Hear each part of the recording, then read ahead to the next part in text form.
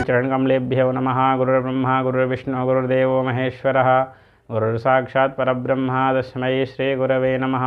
नमस्कार मित्रों, मैं पंडित रजनीश आचार्य हाजिर हूँ आज ज्योतिष में एक विषय को लेकर, जिसका नाम है विष कन्या योग। वह विष कन्या योग से क्या प्रभाव मिलता है, वह विष कन्या योग कैसे बनता है, वह विष कन्या योग से किस चीज़ की प्राप्ति व हानि होती है।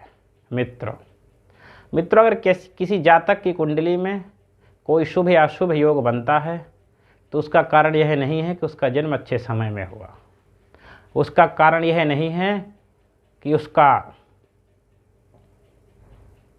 जन्म बहुत अच्छे समय में हुआ या मान लीजिए उसकी कुंडली ज़्यादा अच्छी है। नहीं मित्रों, उसका जो मेन कारक है पूर्व जन्म, कि हमने पूर्व जन्म में क्या कर्म किए, और पूर्व जन्म में कर्मों के द्वारा ही हमारे जन्म कुंडली में योग बनते हैं। नाना प्रकार के अच्छे योग भी होते हैं व नाना प्रकार के अशुभ योग भी होते हैं। तो मित्रों, यदि किसी जातक की कुंडली में अशुभ योग हैं, जैसे मांगलिक दोष, काल सर्प दोष, शत्रुहंता योग या विष कन्या योग, कोई भी योग है अशुभ योग, तो उससे घबराने की चिंता जरूरत नहीं। मित्रों अगर किसी विद्वान ब्राह्मण द्वारा यदि उसका समय पे उपाय यदि करा लिया गया तो वह अशुभ योग जो हैं वह आपके शुभ योग में बदल सकते हैं।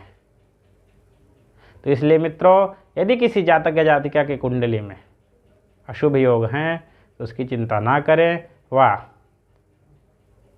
समय पर किसी विद्वान ब्राह्मणों को अपनी जन्म कुंडली दिखाएं, उसके द्वारा आप उपाय करें।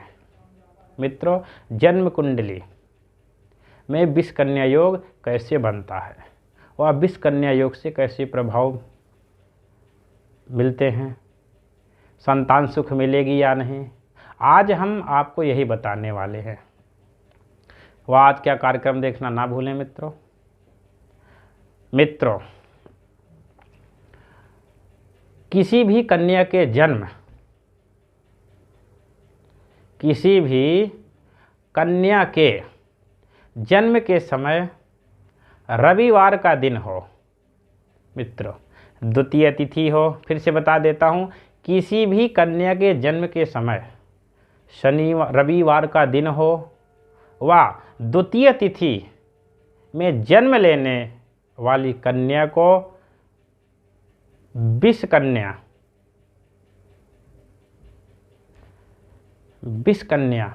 योग बनता है। मित्रों फिर से आपको बताता हूँ, जन्म के समय रविवार का दिन हो, द्वितीय तिथि पड़ रही हो, या अश्लेषा नक्षत्र या शतभिषा नक्षत्र हो, मित्रों तो इन योगों में जन्म लेने वाले जातिका को विष कन्या योग में जन्मी पाया जाता है। मित्रों ऐसे समय में जो जातक जन्म लेता है वो विष कन्या योग का प्रभाव उसके कुंडली में अवश्य रहता है।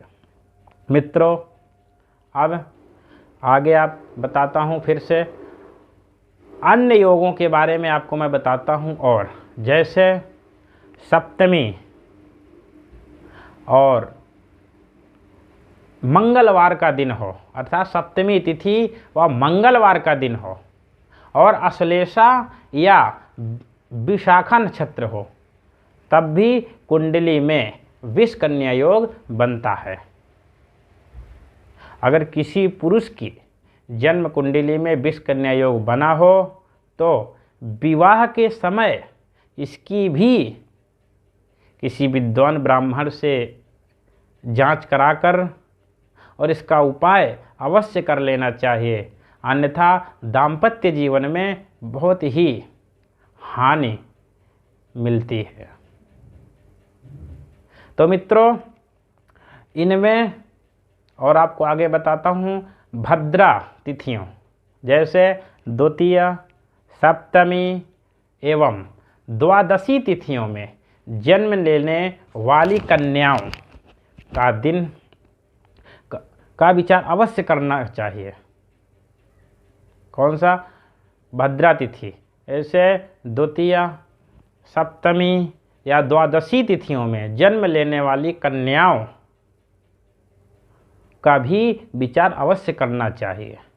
किसी भी कन्या के जन्म के समय यदि रविवार का दिन हो, द्वितीय तिथि हो, सप्तमी या द्वादशी तिथि हो और शनिवार का दिन हो और कृतिका नक्षत्र हो, तो भी इस योग में जन्म लेने वाली कन्या की कुंडली में विष कन्या योग बनता है मित्रों।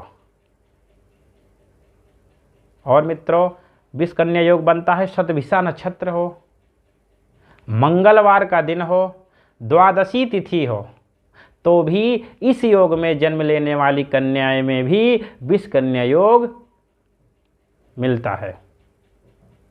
बताए गए योगों में जन्मी कन्याएं पति के लिए तो कष्टकारक होती ही हैं मित्रों। जिस कन्या के जन्म कुंडली में मित्रों विष कन्या योग होता है तो उस कन्या का जब विवाह होता है तत्पश्चात उसका पति अर्थात उसके पति के लिए तो हानिकारक है ही है ये योग, पर उसके ससुराल वालों का व अन्य सदस्यों का भी अशुभ होता है यह योग। अच्छा नहीं होता। लड़ाई झगड़ा या ससुराल वालों से आना तानी या आपस में बात नहीं बनना या किसी पति को कोई बीमारी हो या पत्नी को कोई बीमारी हो या पति पत्नी आपस में प्रेम कर रहे हो, उसके बीच में कोई गलत प्रभाव आए, तो यह विष कन्या योग के कारण होता है कि पति से नाराजगी होना बार बार या पति को छोड़ देना या अपने ससुराल में मन नहीं लगना या नाना प्रकार के इसके लक्षण होते हैं मित्रों। तो विष कन्या योग से अगर व्यक्ति का जीवन कन्या का अच्छा नहीं होता, वह विवाह के पश्चात इसका प्रभाव ज़्यादा, विष कन्या योग का प्रभाव ज़्यादा मिलता है।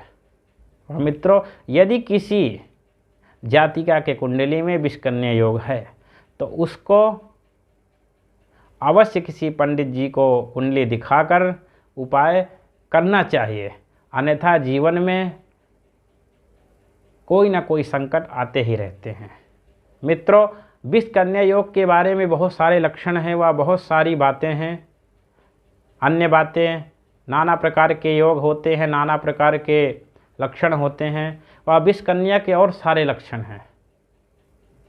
मित्रों, अगर आपको कुंडली के बारे में विश्लेषण अगर यदि कराना है तो आप डेट ऑफ बर्थ व जन्म समय व नाम जन्म स्थान भेजिए और आपको आपकी कुंडली में क्या योग बन रहा है वह आपकी कुंडली के बारे में, आपके जीवन के बारे में, दाम्पत्य जीवन के बारे में पूर्ण जानकारी आपको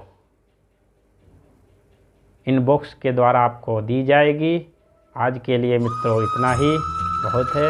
वह हमारे कार्यक्रम देखना ना भूलें।